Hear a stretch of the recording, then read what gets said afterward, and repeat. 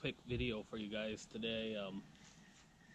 While I'm waiting for the forester and the landowner. We've been kind of slow for the last couple weeks up here in Maine. I'm sure other parts of the country are a little different, but once you get to the 1st of April, it gets kind of hard to do anything. Well, the roads have long been posted for, once it starts warming up, they post the roads so that you can't haul unless it's below freezing because of the frost. And then when you get to a certain point, it's just the weather's too warm and it's not going to get cold, and you can't start another job and you can't move to a job on a posted road. So you've got to have something on a main route, a state road. They don't post most 90% of the state highways.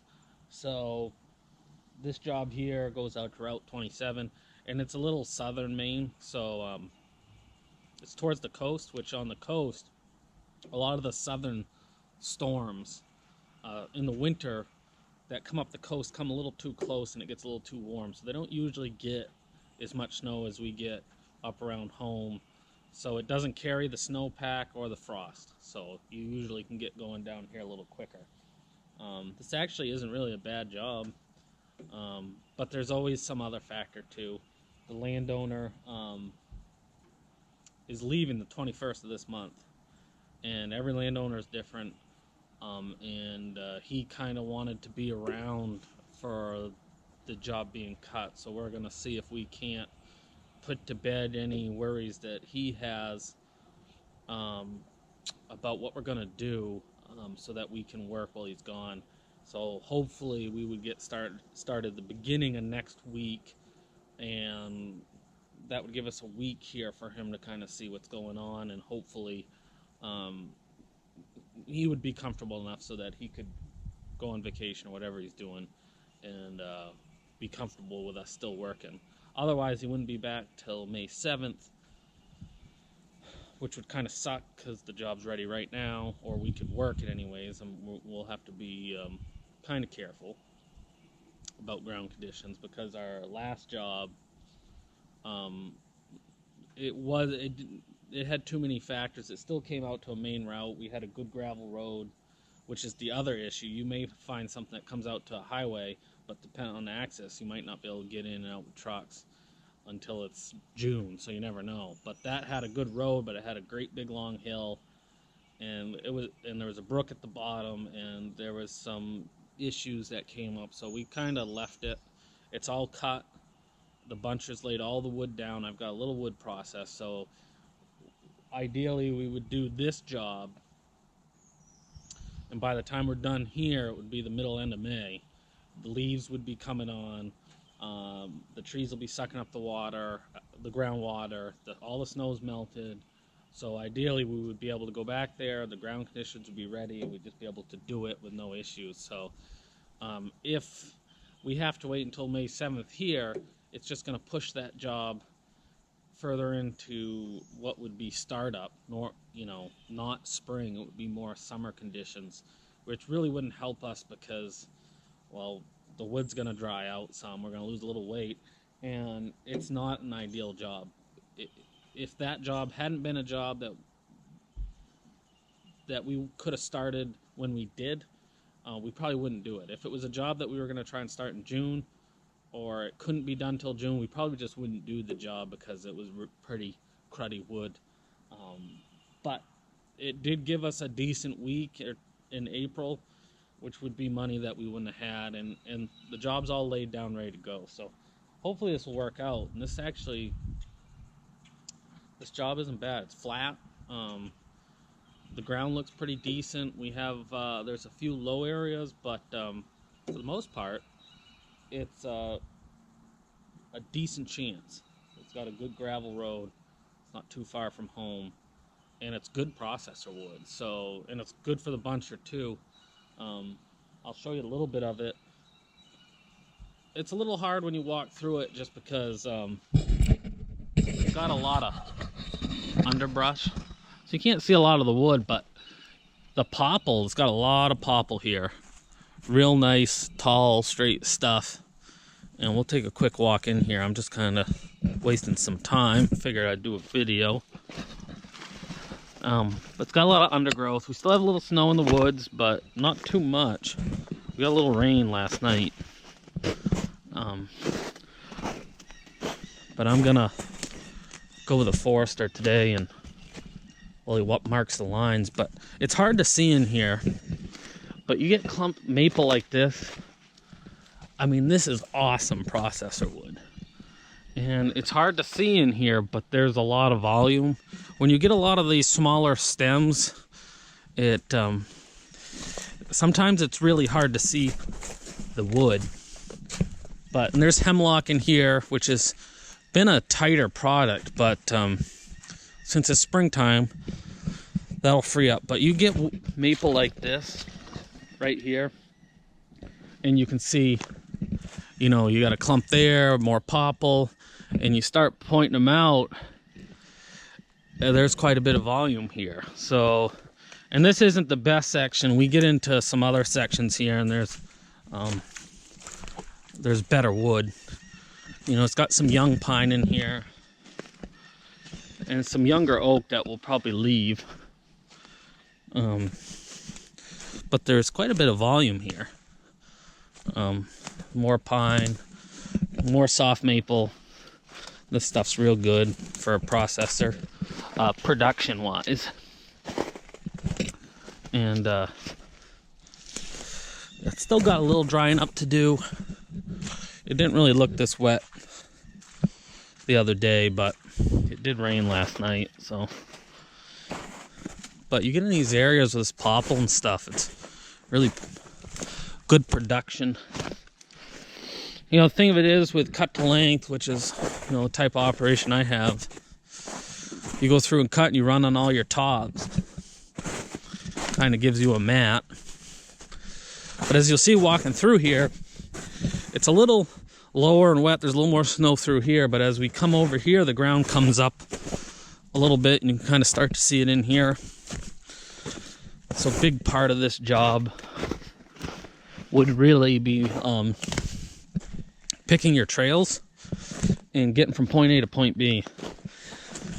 So you look in here and you can obviously see the ground comes back up.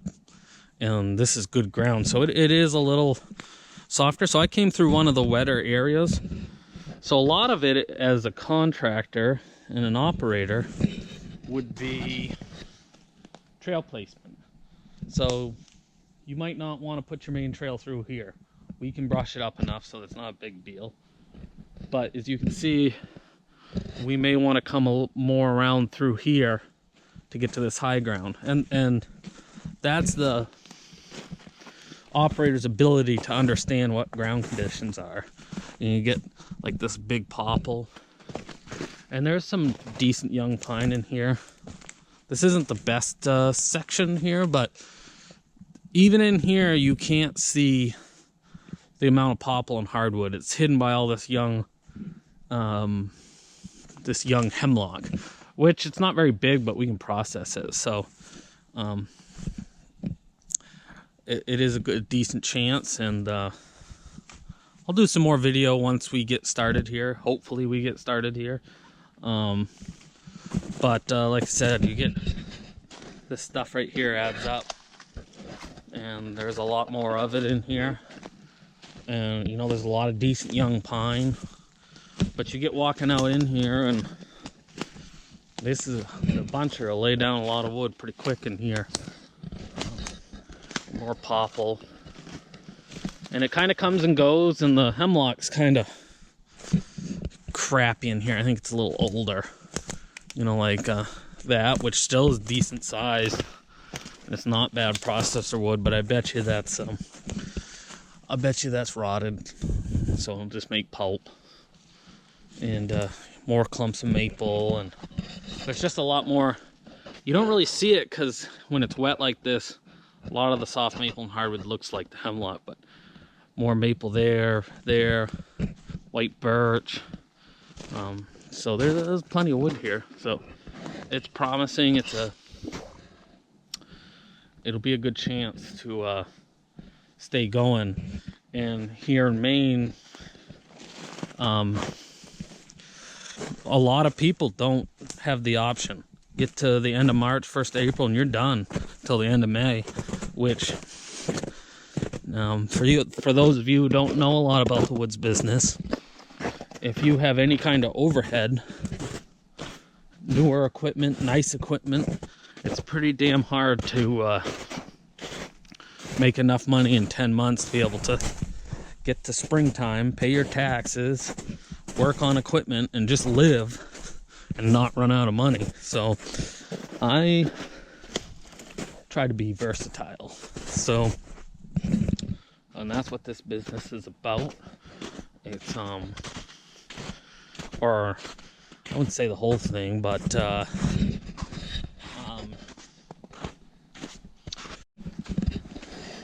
other good thing about this job is there is the landowner leases a little piece of land. There's a big old cell phone tower right there. So the cell phone company has maintained this road out to the highway. The highway's maybe 300 or 400 yards. So it'll be a little wet right there, but we can fix that. We'll probably cut this side off and pile wood from behind. The forwarder will unload wood out to the road, but we'll set this up so that, I mean, they could back in if they had to, but if they can pull in here, we may have to fool with that a little bit. Whether we put swamp mats or something else, he'll pull in there and back right around in here. So like I said earlier, that's half the battle. It's getting a tractor trailer in and out. There's plenty of room here to swing and make the corner. So like I was starting to say earlier, was being versatile in this business is critical. You're dealing with a natural resource industry. So looking at a job, you might have 3 sets of contractors that have different styles, and there's many more than that, but I'm just narrowing it down. So one set of contractors just too stubborn and too set in their ways to look at this job and go, we can make it work and not destroy everything, because there's operational too. So grapple skidders and tree length won't work in here. You'd be right to your belly pans. You wouldn't be able to move. So you need cut to length, or you need brush in the woods. Grapples, hauling brush, well, you still couldn't do it with grapples, so you got to have cut to length. And to do it with a buncher, they got to make sure that they're not going to rut the hell out of this thing, laying wood down for a processor, which is what I have. So they've got to be creative too, which we have the right guy for the job that we hire to do this. If he can't do it, I know I can do it, cutting off the stump with a processor. But so also, if you just take cut to length, 3 guys, one guy just can't see it and can't spend the time or understand what you need to do to make the job work, which is ground conditions. That will be the key on this job, is ground conditions.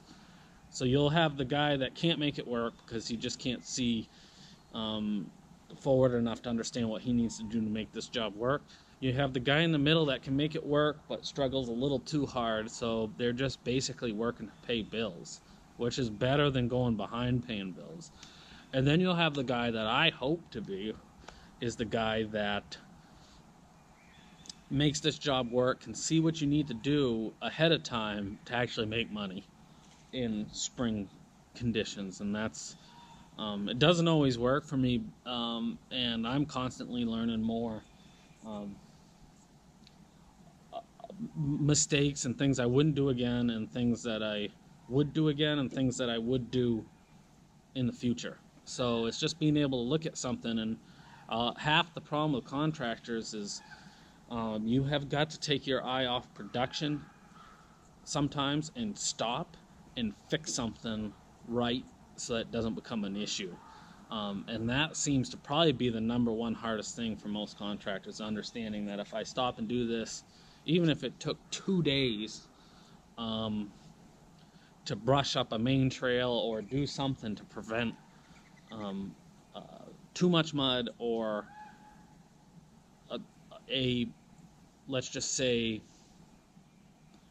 from giving a landowner or a forester a reason to have an issue with what you're doing. And so we want sustainable forestry, we want decent ground conditions, but you always got to push it, so you're going to make some mud. So basically, it's just staying ahead of the ball. And if you can do that, and the longer you're in the business, hopefully at some point you got enough knowledge up here where you can make money, because it's just the woods business is a very frustrating industry to be in, and sometimes it doesn't matter what you do, it's just not going to work. But if you're on your tiptoes enough and you're bouncing and dodging, and those are the guys that will get ahead and make money. And it doesn't matter if you're the best in this industry, there'll be jobs that you just can't make work. So, but anyways, I thought I'd do a video. I don't know how long this is going to be, and it might be a little drawn out. Hopefully it was kind of interesting. As long as everything goes well, I'll do some more video when we get started here. It'll be a little more interesting with the buncher because there's better wood. The landowner wants a 10-acre clear cut around his house. That'll be a little different. So, providing everything goes well, we'll be working here next week. If not, we'll be waiting around on May 7th. Like, subscribe, comment. Appreciate it.